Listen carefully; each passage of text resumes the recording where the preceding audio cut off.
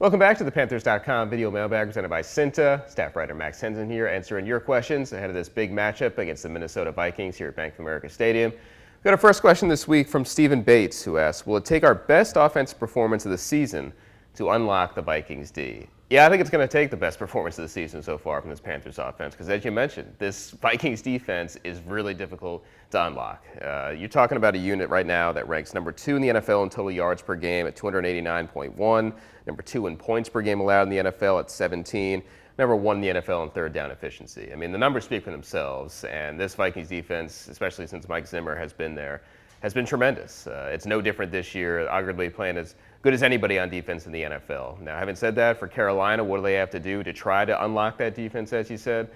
I don't think by putting the best offensive performance together, we're talking about them scoring 30, 40 points against this Vikings defense. I don't see that happening, but to have that best kind of performance, they need to stay on schedule. And I'm not saying they need to rack up tons and tons of points to win this game and to have that most complete performance, but they've got to be good on early downs. They've got to find some way to generate some big plays, and they got to play clean. No penalties, no turnovers. That's the formula for success against this Vikings team and what we expect to be a very defensive, field position-oriented battle. So that, to me, would give this team the best chance of having success. And for this offense, as I mentioned, it doesn't have to be high-flying, tons of points. They've just got to be efficient and effective to give themselves a chance to win.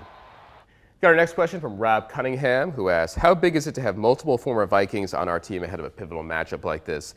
Does it really help, or does it not really matter? Well, anytime you're going into a game like this where you've got some players who are going against their former teammates, it's always a big storyline. Everybody kind of wants to hear what they have to say about going up against some friends that they built some relationships with. But to your point, I don't think it's going to have a huge influence on the outcome. Those kind of trade secrets are kind of overblown.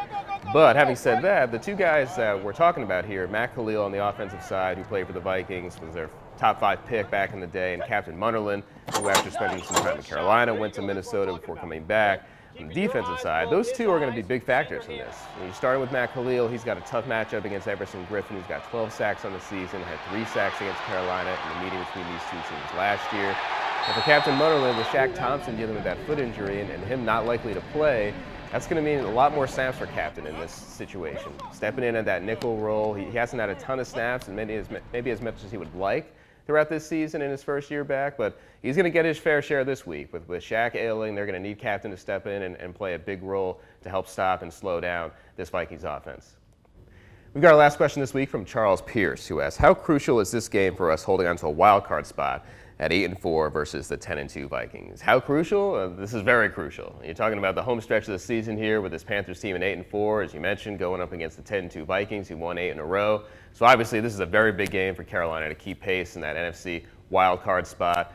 You know, the loss last week to the Saints certainly was a big blow to their division hopes. That puts the Saints in a really good spot to win the NFC South. Of course, there's still some games to be played here, and we'll see how that shakes out. But for that wild card contention right now, Carolina really needs to take care of business against the Vikings. You don't want to go into the following week's matchup against Green Bay on a 2-game losing streak, because the Packers, oh, by the way, might be getting Aaron Rodgers back in a game where they're fighting for their playoff lives. You can't forget about the Seahawks as well. They're at 8-4 right now. So still very much up for grabs in the NFC playoff race right now. Carolina is well aware they need to play well Sunday against the Vikings to make sure they put themselves in position for the postseason.